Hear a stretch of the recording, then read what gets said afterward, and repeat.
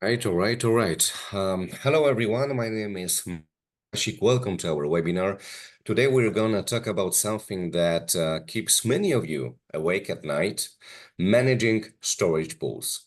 Funnily enough, we recently heard about one of our European customers who had trouble with complicated storage setups. And this specific case shows us that we need a storage system that's easy to use, flexible, and secure more than ever. Please let me introduce my guest, Martin Field, CTO for Catalogic Software. Hello, how are you?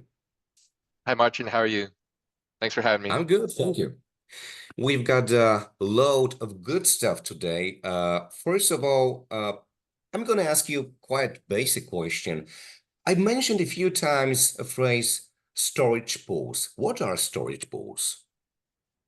Yeah, great question. So before we even get kicked off into that, Martin, just to help some of the folks on the phone who might not have an understanding of our underlying storage appliance called vStore, just want to show a really brief slide here before I get into the details of storage pools, because I can actually show this in a live Right. demo here. But for those of you on the phone who don't know about our software-defined storage technology called vStore, what we've done is we've built a backup storage appliance that's all software defined, right? So this is just software running on top of a Linux machine. You choose your choice of compute, and it's storage agnostic so long as it's presented up as block level storage. vStore is able to manipulate that storage into these quantities called storage pools. And here I am on my vStore GUI, so this can all be managed through a web UI. A storage pool is just simply an aggregation of disks that you would create from a storage perspective and define volumes from which you can back up to. So in this case, if I go to my vStore server listed here, what I have is some storage pools, a replica storage pool for capturing all my replicated volumes. Let's say I have a storage pool for capturing the backups for all of my mission critical data. If I want to create a new storage pool, I would just need some blank disks, right? So for example, take this 50 gig disk and I'll call this new pool, define some RAID configuration around it, enable compression, click OK, and I can very easily create a new storage pool just like that. Mark, and before I go to my next question, I have a message to our guests. Mind that this is Ask Me Anything webinar, or I should say, Ask Martin Anything webinar. So feel free to post your questions in the chats. I assure you that we're gonna address all of them. Now, coming back to my question, so since you have explained what are storage pools and how they work, how does that topic relate to that client story that I told at the beginning, that client who had an issue with storage pools? Yeah, so this is some feedback that we received from one of our clients who was really heavy into block level backups, really heavy into segmenting their storage pools and their backup volumes across multiple storage pools. In this case, I think there were Right. about 15 or 14, 15 some storage pools. And there are many reasons for which you would define a new storage pool. For example, let's say you want to fill your pool up with, the best flash solid state disk storage that money can buy type of thing. You'd rather have, let's say, another storage pool with spinning disks. This customer had apparently 15 some storage pools and backup Mhm. volumes going to each of them. And with that being said, they were looking at consolidating storage pools. They realized that they had maybe gone a little bit overboard. Some storage pools they need to grow, and it's pretty simple to grow a storage pool. As an example here, you can expand a storage pool, maybe add some solid state or flash disk for logging and caching operations to help with that faster speed of access. But what a big challenge was with our customers, and this is some of the feedback that we heard, was, how do I move volumes between storage pools, right? If I Right. have, let's say, a mission critical volume and I want to move that over to a new pool that I create, let's say it's less critical at this point, the the act of doing that was very tedious in that, that they would have had to create a new storage pool. They would have had to rebase the potential rebase, maybe some command line operations that they would have to perform in order to get that volume moved over. And that wouldn't even guarantee that, they wouldn't have to run another rebase, right? For their backup. So And since you mentioned, yeah, please go, continue. sorry. Go Yeah, ahead, yeah, Martin. yeah. Yeah, I was going to ask about the volume migration. Why are those volumes so critical? So these represent the backups that you're taking for all of Hmm. your clients, right? So in here, Right. you're going to see the snapshots. You're going to see if you're replicating this volume over to a different location, you're going to see those relationships, replication relationship, backup client relationships within the volumes themselves.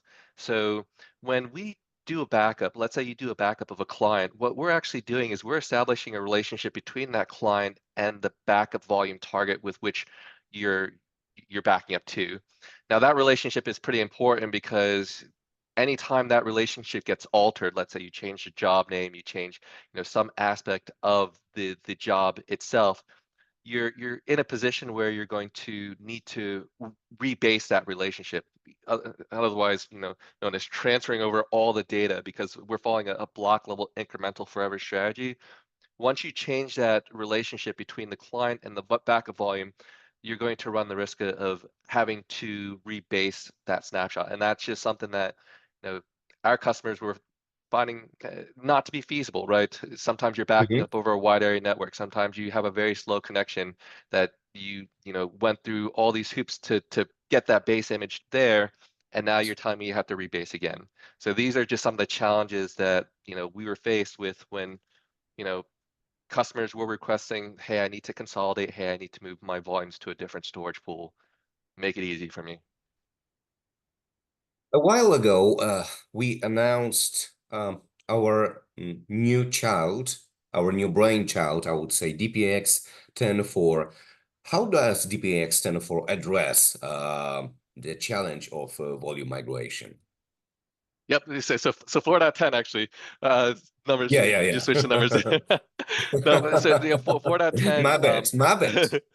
actually introduced a lot of capabilities into not just vStore, but the main appliance itself. We're always looking at ways in which we can incorporate the feedback that we are getting from the field and from our customer base. Right. One of the changes here with regards to vStore and this storage or volume migration between storage pools is now we built in the easy button for migrating these volumes between storage pools. So, what used to be command line driven, what used to be uh, this tedious process of operations is now just going into your vStore appliance here, selecting the volume that you want to migrate, and just say transfer to different pool. So at this point, you can select your destination pool. Let's say I want to move it to my new pool here. And what this is going to do, there's going to be a warning message here saying that it could take a considerable amount of time. Most of the time, what I see is probably several hours, but depending on how many snapshots, your retention period, it might take longer. But you're just going to click on move here and then just wait for it to complete. In this case, we have a status bar transfer operation here through which you're going to be able to view kind of the operations that are occurring in the back end. But effectively, all we're doing is we're moving that volume relationship and the relationship that that volume has with any replica volumes and any client sources that are backing up to it along with that volume move. So once all is said and done, and this volume has been migrated over, you're going to be able to see that volume within your new storage pool and continue to run backups to that pool and restores to that pool uh, as normal. Sure. Could you explain to us what's the role of VStore when you look at DPX as a product? Where is it? What's like the correlation between these two between these two names? So vStore, we call vStore the heart of our backup enterprise, right? So Right. the DPX itself is a multi-tiered architecture. We have what's called a master server, which is also referred to as the brains of the backup operation. But vStore is our backup destination for block level backups. You can also use it for file level backups as well. But it was more designed for as a block level backup, and it's also referred to as the heart of the DPX enterprise. So if you are, let's say, backing up your uh, physical machines, let's say you're doing agent-based backups, you're backing up from the hypervisor level, doing agentless backups. All these backups are going into vStore. It's our software-defined backup target, and vStore is taking advantage of, its file system capabilities from snapshotting, replication, compression, deduplication. You can enable all these different file system features on vStore in order to present up those snapshots, and we can use them for recovery as well. So this is a slide that presents it very well from an architectural perspective. You're just doing backups of vStore. vStore can replicate to another vStore, archive those snapshots out to the cloud. So it helps us build our backup 3-2-1 message, right?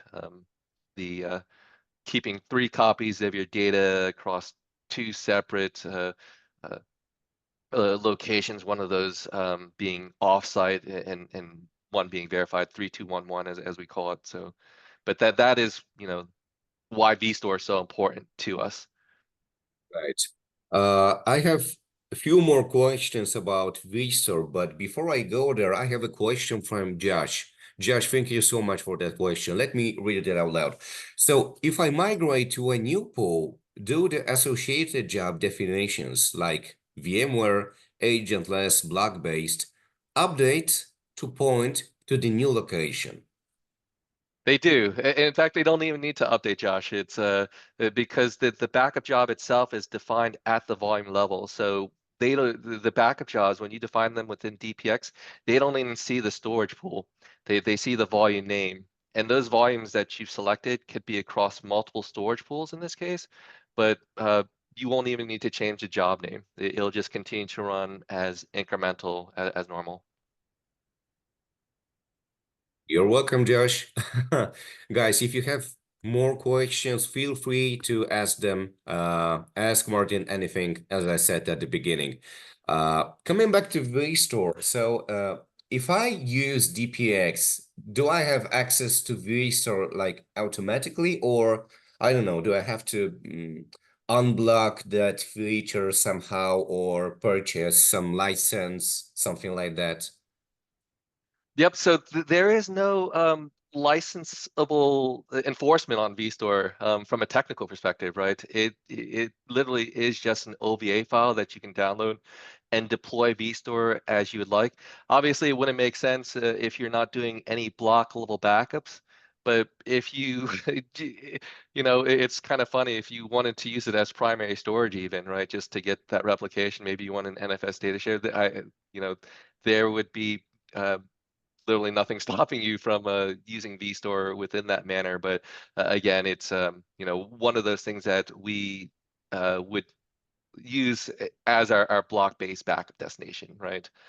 So if you're using block level backups and let's say you haven't moved to vStore at this point, it's just a matter of simply deploying vStore and redirecting your backup jobs to vStore, and you'll be able to take advantage of not just this new functionality that we are talking about today, but some of the immutable capabilities that we had talked about in our last webinar, for example. A lot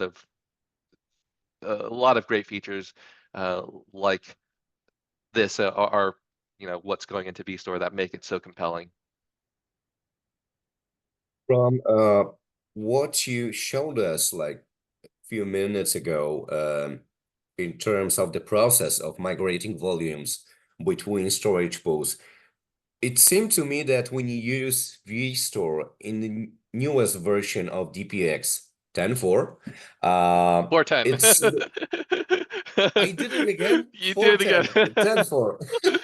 10-4. I'm sorry. I'm so dumb today. My brain is foggy. 410. So when you use it, and it seemed to me that it went like very smooth and easy. So my question is, What makes it look so efficient and so flexible in the newest version?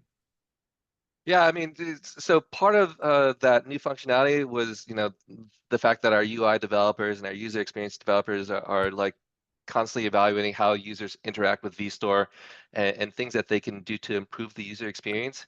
I think there are a Right. lot of other enhancements that have been made to vStore within 4.10. I think one of the comments that we had received from the field and from our customers was, "What do you guys do to vStore? It's so fast now."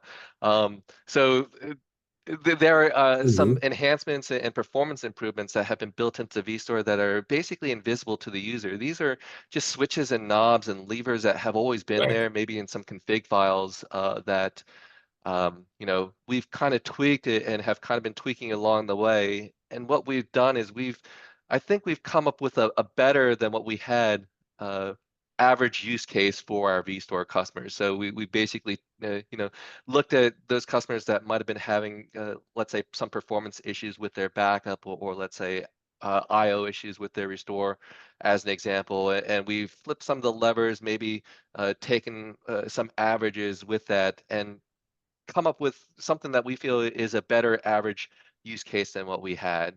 So again, these parameters were always there from the get-go, but getting comments like that from the field, hey, what do you guys do to juice up vStore? It's very exciting and, good feedback to hear in terms of, we're heading in the right direction with our development strategies. Exactly. So basically, speaking of volume migration, efficiency is the key. Speaking of VStore and DPX 4.10, but what other advancements does DPX have in the newest version? So we've made those changes to vStore. We've also introduced some of our uh, existing capabilities, such as cloud and device cluster setup into our web UI. One of the Right. things with 4.10 and throughout the evolution of DPX since we came up with the web UI 3 versions ago was that we were doing our best to port over the capabilities of the Java UI into the new web UI. And as you can see here, the new web UI has been redesigned from the ground up from the beginning, right? So this has always been here. It's going to give you a more high-level overview of your backup enterprise so that you're able to make business decisions on the investments that you want to make in terms of storage that you need based off of how quickly your backups are growing. That stuff has always been there, but some of the new stuff that has been ported over now is the fact that we can now manage file backups within the new web UI.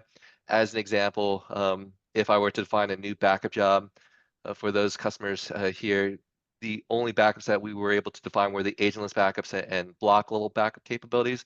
Now we have file and catalog sources that can be introduced and managed into the DPX UI. We've also brought over device cluster and media pool management for disk directory and cloud native devices. So the tape stuff is still going to remain within the Java UI for the time being, but a lot of customers that were doing block level backups, maybe archiving their agentless backups to the cloud, they didn't want to jump back to the Java UI in order to do that. So this is some of the features that we've introduced in this new section here, device and media pools here. You see these tabs up here. We can add disk directory and cloud based device destinations such that if you are running agentless backups or blockable backups, maybe doing archival to the cloud, you're not going to have to jump between two different UIs.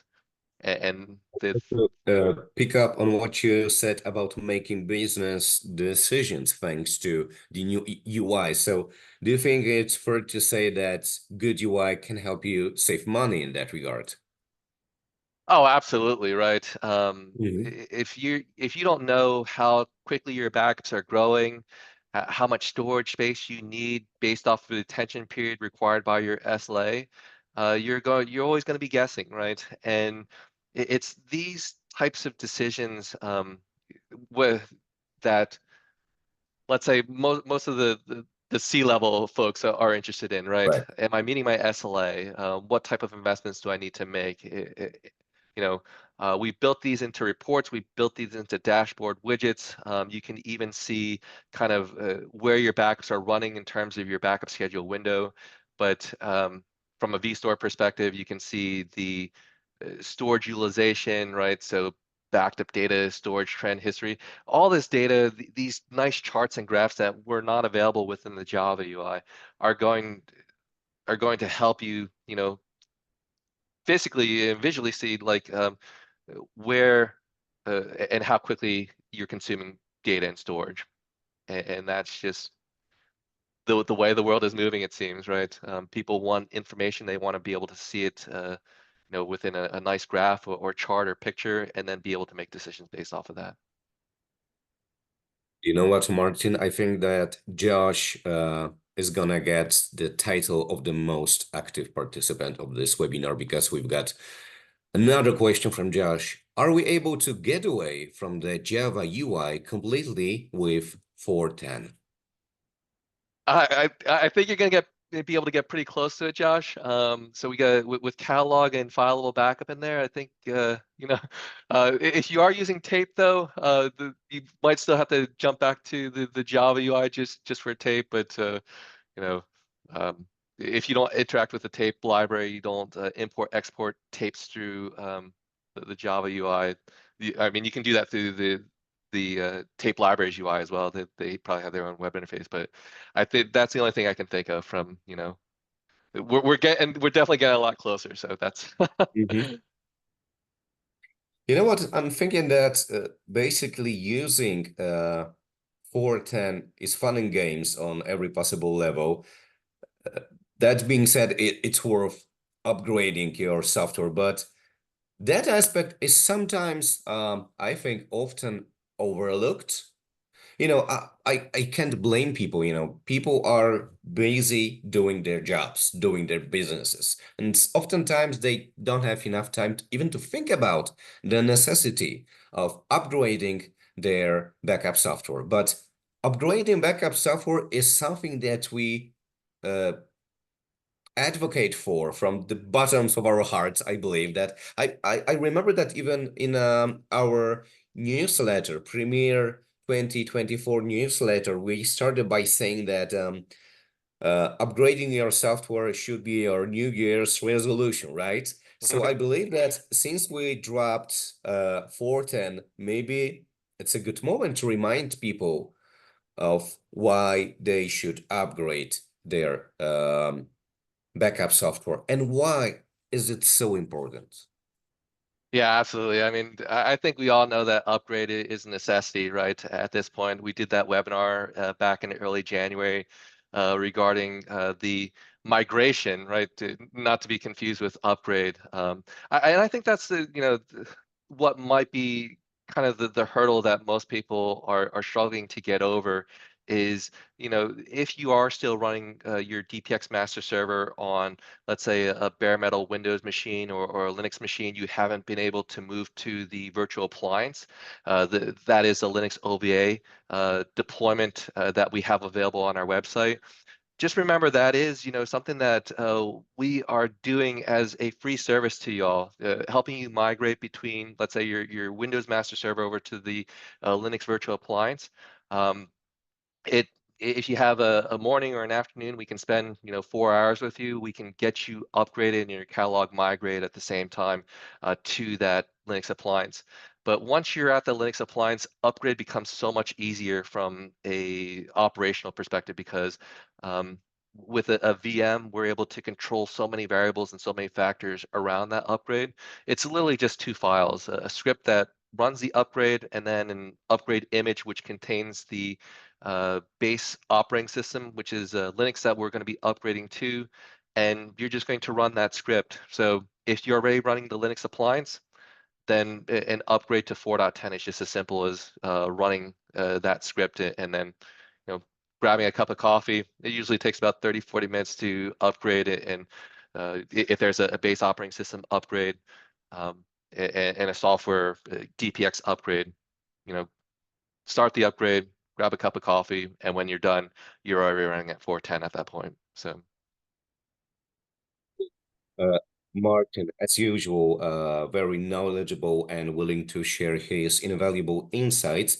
And I believe that you have still some insights up your sleeve, which you are willing to share with people who participated in this webinar. Because as we promised in our invite, we're gonna provide you with a free guidance across 4.10. We can tell you how to upgrade and how to make the most of it actually to your benefits. So Martin, one question, by any chance, do you have a board with your email somewhere that you could present? Or Yeah, let me just throw that up here.